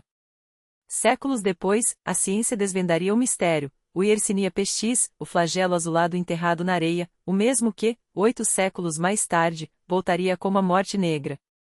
Mas em 543, era apenas o sopro de um deus cruel. Em Constantinopla, o auge do terror durou 3 meses. 10.000 cadáveres por dia. 1/3 da cidade, talvez metade, apagado da face da terra. Famílias inteiras extintas. Cemitérios transbordando, corpos empilhados nas torres de vigia, como lenha podre. As ruas, outrora vibrantes, tornaram-se desertos de silêncio. Quem ainda andava por elas? Apenas os que a morte, por distração, poupara. O comércio parou. O império engasgou. E então, como um golpe final, a notícia chegou à Síria: Justiniano, o próprio César, estava infectado. Os generais de Belisário sussurraram entre si. Sem herdeiro, sem sucessão clara, o trono se tornaria um prêmio sangrento. Quem o tomaria? Quem ousaria? As palavras voaram até Teodora, e a imperatriz ouviu nelas não apenas dúvida, mas traição. Se Justiniano caísse, aqueles homens não se ajoelhariam a ela. Pior, resistiriam. Belisário e Buzes foram arrastados de volta à capital, não como heróis, mas como suspeitos. Não havia provas, mas Teodora não precisava delas. A vingança seria lenta, meticulosa. Buzes apodreceu por 2 anos em uma masmorra secreta. Belisário, o general invencível, escapou da prisão, mas não da humilhação. Seu comando foi tirado. Seu tesouro, confiscado. Até a famosa fíbula símbolo de suas vitórias foi despedaçada, distribuída como esmolas a comandantes menores. Por mais de 1 ano, ele vagou por Constantinopla como um fantasma, um homem que outrora movera impérios, agora reduzido a sombras. Enquanto isso, o império de Justiniano desmoronava. A peste ceifara soldados, funcionários, cobradores de impostos. Na Armênia, as legiões romanas foram esmagadas. Na África, berberes e rebeldes massacraram os governadores romanos. E na Itália, os ostrogodos, unidos sob um novo rei, reconquistaram tudo que Belisário havia tomado. Totila, seu nome ecoava como um presságio. Um guerreiro brilhante, implacável. Em poucos anos, ele desfez uma década de conquistas. Romagna, Nápoles, Sicília, tudo perdido. Só Roma e alguns portos resistiam, ilhas de resistência em um mar de derrota. Justiniano, recuperado da peste mas enfraquecido, sabia que precisava de Belisário. Não por lealdade, mas por desespero. Em 544, o general foi arrancado do ostracismo e jogado de volta à guerra. Mas não com um exército. Com migalhas, 4.000 recrutas mal armados, que ele próprio teria que equipar. Sem tropas veteranas, sem suprimentos, sem promessas. Só uma ordem: salve a Itália. E assim, Flavius Belisarius, o homem que uma vez derrotara persas, vândalos e godos, desembarcou na costa adriática com um punhado de homens e um nome que já não inspirava o mesmo terror. 4 anos haviam se passado desde sua última vitória na Itália. 4 anos em que Totila reconstruíra o orgulho godo, corrompera generais romanos e transformará a península em um campo de batalha onde a lealdade se media em moedas ou na ponta de uma espada. Belisário não podia atacar. Não com tão pouco. Sua única opção era resistir, ganhar tempo, fortalecer as guarnições que ainda aguentavam. Seu primeiro sucesso foi em Druntus, onde uma fortaleza à beira da rendição foi salva por sua chegada. Depois, transferiu suas forças para Ravenna por mar, evitando o cerco godo. Mas a cada passo, a realidade o esmagava: não havia dinheiro para pagar os soldados, não havia comida para alimentá-los, não havia reforços à vista. A Itália estava podre, e ele era apenas um homem com uma espada e um passado glorioso que, agora, pesava mais que qualquer armadura. Desesperado, enviou João, o sobrinho de Vitaliano e seu antigo rival, a Constantinopla com uma mensagem urgente: sem homens, sem ouro, não há vitória. Só ruína. E enquanto aguardava uma resposta que poderia nunca vir, Belisário olhava para o horizonte, onde Totila marchava, implacável. O rei godo não era apenas um inimigo. Era o juiz de seu legado. Esta seria sua última campanha. E, pela primeira vez na vida, Belisário lutaria sabendo que, mesmo se vencesse, o império que salvara já estava morto por dentro. Chegou à Itália não como general de um império triunfante, mas como um homem enviado a um cemitério de glórias passadas.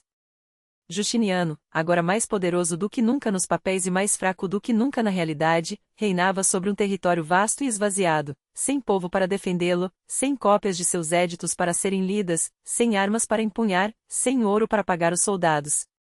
Até o ar parecia rarefeito, como se a própria terra tivesse desistido de alimentar aquele sonho podre. Ninguém, pensava Belisário enquanto observava os portos desertos e as estradas cobertas de mato, poderia vencer uma guerra assim. Mas ele não era qualquer homem. Era o último que ainda acreditava que o impossível poderia ser adiado. Sua primeira exigência foi clara: seus bucelari, os leais soldados particulares que o haviam seguido desde as areias da África até as neves da Pérsia. Eles, ao menos, não o trairiam. Enquanto aguardava no porto de Dyrrachium, como um leão enjaulado entre as sombras de suas próprias vitórias, Belisário tecia uma rede de influências pelo centro da Itália. Cada mensagem, cada promessa, cada ameaça sutil era uma peça no tabuleiro que ele ainda se recusava a abandonar. Até que, no final de 545, marchou sobre Roma. A cidade eterna não passava de um esqueleiro. Dentro de suas muralhas, 3.000 soldados romanos, comandados por Bessas, um homem cuja coragem era tão questionável quanto sua lealdade, resistiam enquanto a fome devorava a população. Os godos de Totila haviam cortado os suprimentos como um carrasco que afia a lâmina antes do golpe final. Civis morriam nas ruas, seus corpos empilhados como lenha nos cantos dos fóruns outrora gloriosos. A próxima seria a guarnição. Roma não aguentaria mais que algumas semanas. Foi então que João, o sobrinho de Vitaliano, voltou de Constantinopla não com um exército, mas com o eco de uma promessa. Reforços. Belisário conhecia bem o valor dessas palavras. Já as ouvirá antes. Mas desta vez, não havia tempo para desconfiar. Os dois generais se encontraram em Dyrrachium, e o que deveria ser um conselho de guerra virou um duelo de orgulhos feridos. João queria levar suas tropas ao sul da Itália, marchar por terra até Roma, 40 dias de jornada, 40 dias que a cidade não tinha.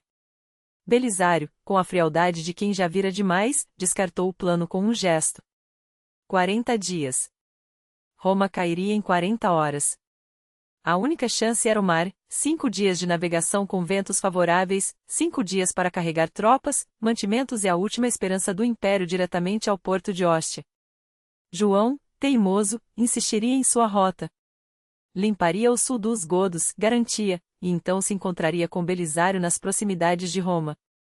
Um plano dividido, arriscado, mas o general não tinha escolha. Se funcionasse, em um único golpe, Roma seria salva e o sul, reconquistado. Se falhasse, bem, Belisário já conhecia o gosto da derrota. O que mais poderia ele tirar? Mas os deuses, ou o que quer que restasse deles, não estavam do seu lado. Quando suas naves partiram com seus soldados, com Antonina a seu lado, com o peso de um império nas costas, o céu se fechou como um punho. Uma tempestade os jogou contra a costa de Truntum, onde os godos, alertados pela fúria dos elementos, já os esperavam. Totila não era tolo. Sabia que Belisário viria pelo mar, e quando o general finalmente chegou ao porto dias depois, encontrou as defesas ostrogodas em estado de alerta máximo, prontas para esmagar qualquer tentativa de socorro. Pior, na tela, o astuto comandante Godo havia decifrado seu plano. Sabia que os suprimentos viriam pelo Tibre, e a 16 quilômetros da cidade, erguera uma ponte fortificada, flanqueada por torres, guarnecida por guerreiros decididos a transformar o rio em uma armadilha mortal. Enquanto isso, João, no sul, cumprirá sua parte. Derrotar as guarnições ostrogodas locais com eficiência brutal, pacificar a região. Mas quando Belisário, desesperado, lhe ordenou que marchasse para Roma, o outro general hesitou. 300 godos em Capua, alegou, vigiando cada movimento. Uma desculpa. Ou uma armadilha. João não confiava em Belisário, ou talvez não confiasse em si mesmo para repetir os erros do passado.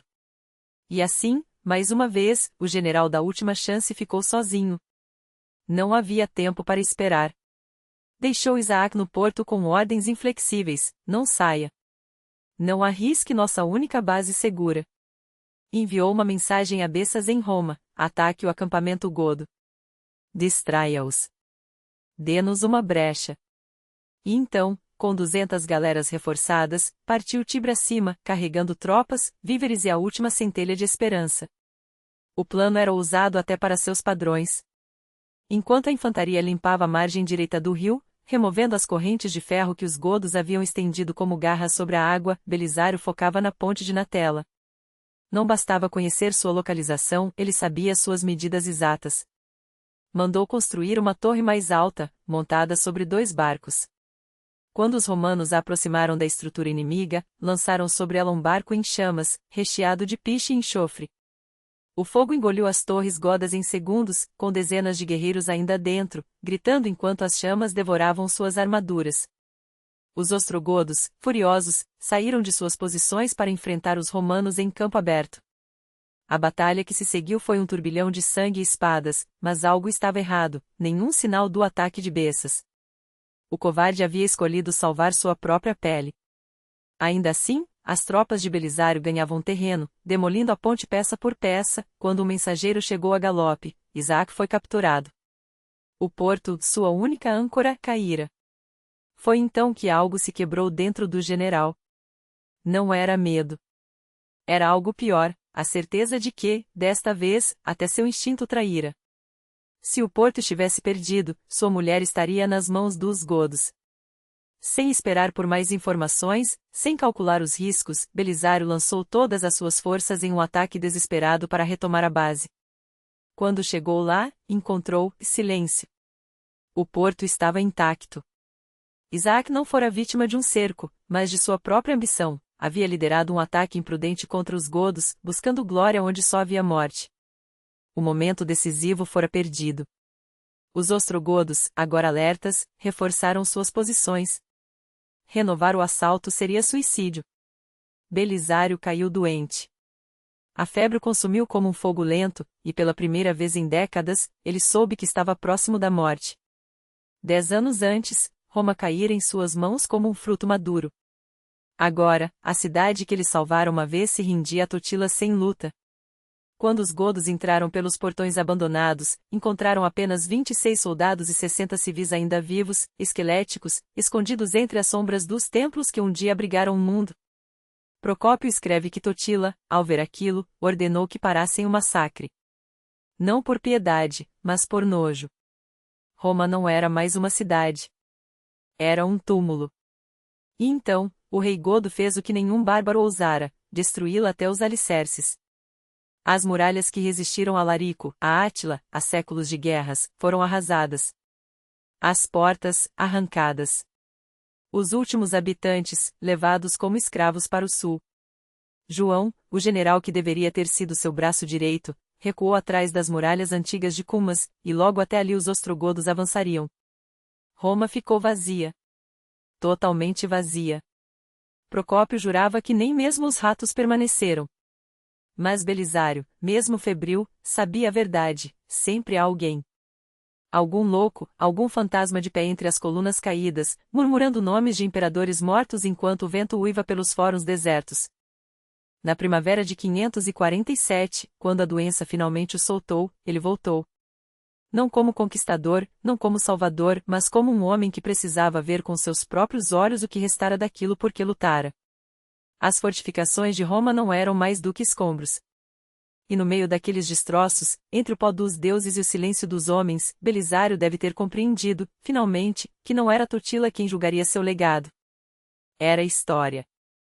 E ela já havia dado seu veredito. Os rumores de seus movimentos chegavam aos ouvidos dos ostrogodos como um eco de uma sombra que se recusava a desaparecer. E quando Belisário, com sua escolta reduzida, escapou por pouco de uma emboscada mortal nas estradas esburacadas da Campânia, algo em seu olhar mudou. Não era medo, era a certeza fria de um homem que já vira demais para se deixar surpreender pela morte. Mas também era a compreensão de que, dessa vez, não bastaria recuar. Roma, mesmo em ruínas, ainda pulsava como um coração ferido.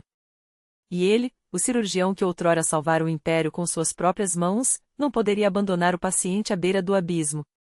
A decisão foi tão instantânea quanto inevitável: retomar a cidade.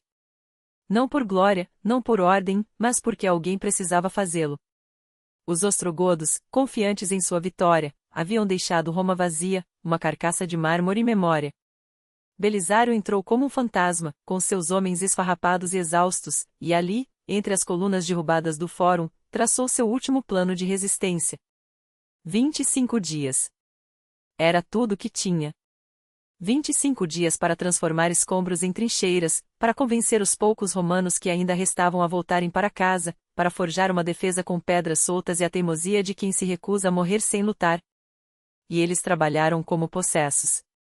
As muralhas, antes perfuradas como queijo por ratos famintos, foram reconstruídas com as próprias mãos dos soldados e dos civis que ousaram acreditar. Não houve tempo para portas novas, então deixaram uma aberta, como um desafio, um convite à morte. Os ostrogodos chegaram como uma tempestade, certos de que esmagariam aqueles loucos em questão de horas. Mas Belisário não era um louco. Era um estrategista. E sob a poeira do caminho que levava à cidade, escondeu armadilhas de escudo afiadas, dispostas para dilacerar cavalos e homens como facas invisíveis. Por 2 dias, o ar tremeu com o choque de metal e os gritos dos moribundos. Os ostrogodos atacaram a porta aberta como lobos famintos, só para encontrarem uma parede de escudos e lanças que não cedia. Os romanos, esgotados mas inquebrantáveis, seguraram a linha. E quando, no 3º dia, os bárbaros recuaram para se reorganizar, Belisário fez algo que só um general com nada a perder ousaria: saiu para enfrentá-los em campo aberto. Não como um fugitivo, não como um defensivo, como um leão que, mesmo ferido, ainda mostra as garras. A batalha foi curta e brutal. O porta-estandarte de Totila caiu com uma lança no peito. Os ostrogodos, desmoralizados, quebraram como vidro sob um martelo. E quando a notícia chegou a Totila de que seus homens haviam sido derrotados por um exército que deveria estar morto, o rei bárbaro deve ter sentido o gosto amargo da ironia. Ele, que poupara Roma anos antes, agora via seu próprio império desmoronar por não tê-la destruído quando pode. Por um momento, pareceu que a fortuna finalmente sorria para os romanos novamente. Justiniano, em um raro acesso de lucidez, enviou reforços, 2.500 homens, uma migalha para um continente, mas suficiente para acender uma centelha de esperança. Belisário partiu com 900 dos seus melhores, mas o mar, traidor como sempre, jogou-o contra as rochas de Crotone, em território inimigo. A cavalgada que deveria buscar suprimentos nunca voltou. E quando 7.000 ostrogodos caíram sobre eles como um martelo, a matemática foi impiedosa: 4 contra 1. Os melhores de Belisário morreram ali, na lama da Calábria, e os sobreviventes embarcaram em retirada, humilhados, de volta à Sicília. O homem que um dia conquistara a África e quase reconquistara a Itália agora era um general derrotado, expulso por uma horda de bárbaros que nem sequer mereciam seu nome. E enquanto Antonina, sua esposa, partia para Constantinopla não como uma suplicante, mas como a última esperança de um marido que ainda acreditava em milagres, Belisário ficou para trás, sabendo que o império já o esquecera. Ela chegou à capital com a notícia de que a imperatriz Teodora, sua aliada, sua protetora, estava morta. O mundo desabara sem aviso. E enquanto os bárbaros celebravam sua vitória no Ocidente, enquanto os tesouros de Roma eram saqueados e suas terras divididas como despojos, Justiniano, cego por sua própria teimosia, recusava-se a fazer a paz. Preferia gastar o último ouro do império em uma guerra que já estava perdida. Em janeiro de 549, a ordem chegou: Belisário deveria voltar. Não como herói, não como salvador, como um general cuja hora passará. E quando sua frota partiu, levando consigo o último suspiro de resistência romana na Itália, os ostrogodos não perderam tempo. Tomaram Roma no ano seguinte. Saquearam a Sicília. Arrasaram Dalmácia. Justiniano, porém, não cedeu. Em vez de paz, preparou uma última jogada, uma armada imensa, um exército que finalmente poderia virar o jogo. Mas não a confiaria a Belisário. O homem que vencera vândalos, persas e godos, que salvara Constantinopla e reconquistara Cartago, foi preterido em favor de um eunuco da corte, Narses, o camarista, seu rival de longa data. E quando Narses marchou para a Itália em 552, carregando consigo o peso das esperanças de um império exausto, Belisário deve ter ouvido os ecos da Batalha de Tagine como um veredito. Totila, o rei que quase destruíra Roma, arremeteu contra o centro romano com tudo o que tinha e foi recebido por uma chuva de flechas que o derrubou, morto, entre os corpos de seus guerreiros. Em 2 anos, Narses esmagaria os últimos vestígios da resistência ostrógoda. A Itália, finalmente, seria romana novamente. Mas a que custo? Belisário recebeu a notícia do triunfo como um homem que já não pertencia àquele mundo. Talvez tenha sorrido, não de alegria, mas da ironia cruel de um destino que lhe dera vitórias demais para ser lembrado e derrotas demais para ser esquecido. Depois de 25 anos como espada do Império, seu legado era agora um nome em crônicas, um fantasma nos corredores do palácio. Vivendo como patrício rico em Constantinopla, conselheiro de um imperador que já não confia nele, Belisário deve ter olhado para o mar e se perguntado se tudo valerá a pena. Até que, em 559, o passado voltou a bater à sua porta. Os Cutrigures, guerreiros nômades descendentes dos Hunos de Átila, desceram sobre as fronteiras do Império como uma praga. Justiniano, com sua teia de subornos e alianças frágeis, não pôde contê-los. E quando os 7.000 cavaleiros cruzaram o Danúbio gelado, dividindo-se em 3 colunas de morte, uma delas rumou direto para Constantinopla. As muralhas longas, outrora intransponíveis, foram contornadas. Os defensores, poucos e desorganizados, tremiam diante da tempestade que se aproximava. Justinianos olhares desesperados se voltaram para o único homem que ainda podia salvar a cidade. Belisário, com quase 60 anos e uma carreira enterrada nas areias da política, vestiu sua armadura pela última vez. Não por ambição, não por dever, mas porque, no fundo, ele sempre soube que sua história não terminaria em uma poltrona de patrício. Reuniu 300 veteranos, homens tão velhos e cicatrizados quanto ele, e uma multidão de voluntários civis, armados com o que encontraram, facas de cozinha, machados, a fúria de quem não tem mais nada a perder. E quando a vanguarda Cutrigur, confiante em sua superioridade, avançou pelo terreno acidentado aos arredores da cidade, Belisário os esperava. Não com um exército, com uma armadilha. Os veteranos atacaram dos flancos, lançando dardos como uma tempestade de aço. Os bárbaros, surpresos, tentaram recuar, mas era tarde. Belisário avançou com o resto de suas forças, gritando ordens que se misturavam aos berros dos homens e ao trovejar dos cascos. Os Cutrigures, cercados, viram-se diante de um inimigo que parecia multiplicar-se como demônios, a poeira, o sol, o medo distorciam os números, transformando 300 em milhares. E quando a noite caiu, os invasores que sobreviveram fugiram de volta para as estepes, levando consigo a certeza de que alguns fantasmas nunca morrem. Os Cutrigures, agora presas do próprio terror que semearam, romperam fileiras em fuga desordenada. Não havia mais estratégia, apenas o instinto animal de sobreviver. A historiógrafa Agafia Merineschi descreve como as legiões de Belisário os perseguiam sem piedade, ceifando os retardatários com a precisão de uma foice em trigo maduro. Era um banquete de sangue e poeira, os bárbaros, em seu desespero, atiravam longe as rédeas dos cavalos, como se o peso de um couro pudesse retardar sua fuga. Cada golpe de espada que os alcançava era um grito a mais no coro da derrota. Quando o sol se pôs, o que restava da horda havia se dissipado como fumaça ao vento e Belisário, mais uma vez, escrevia seu nome entre os imortais da guerra. Mas a glória é uma moeda traiçoeira. 3 anos depois da conspiração malfadada que tentou ceifar a vida de Justiniano, o general que salvara o império viu-se arrastado para as sombras. Sob tortura, os conspiradores delataram nomes de sua própria família, e estes, por sua vez, atiraram a culpa sobre Belisário. Era uma acusação frágil, tecida com fios de inveja e medo, mas suficiente para que, por 7 longos meses, o herói de 1000 batalhas se tornasse um pária na corte que jurara servir. A lenda medieval, a vida por drama, mais tarde diria que Justiniano, em sua crueldade, mandou cegar Belisário, reduzindo-o a um mendigo às portas de Constantinopla, estendendo a mão que outrora empunhara o destino de nações. O neoclassicismo do século XVIII abraçou essa fábula com paixão, pintando-a em tons de tirania, injustiça e redenção tardia. Porém, não há vestígio algum dessa barbaridade nos registros sérios. A verdade, quando veio, foi seca e sem cerimônia. Em março de 565, um único parágrafo na crônica de Teófanes, o Confessor, anunciava a morte do último grande general de Roma. Neste ano, no mês de março, no 13º dia, faleceu em Bizâncio Patrício Belisário, e seus bens foram confiscados para o tesouro imperial. Nada mais. Nem uma palavra sobre Antonina, cuja sombra havia dançado ao seu lado por décadas. Nem um lamento pelo homem que, com suas próprias mãos, sustara o colapso de um império. Enquanto isso, Procópio, o cronista que testemunhara tudo, publicava na década de 550 sua monumental História das Guerras, um trabalho que, sozinho, bastaria para imortalizá-lo. escrita sob o olhar vigilante de Justiniano e Belisário, era uma obra de equilíbrio perigoso, onde a verdade se dobrava à prudência. Mas Procópio guardava outro texto, um manuscrito venenoso que só veria a luz séculos depois, a História Secreta. Em seu prefácio, o historiador confessava, com amargura, o que a censura lhe roubara. Em meus escritos anteriores, fui obrigado a calar as razões de muitos dos fatos que relatei. Agora, porém, considero meu dever expor tudo aquilo que o medo me forçou a omitir.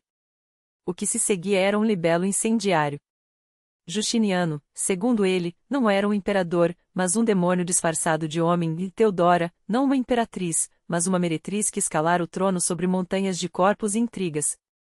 Antonina, a esposa de Belisário, era descrita como uma serpente de alcova, cujos adultérios repetidos mantinham o general, esse gigante de guerra, amarrado como um cão fiel.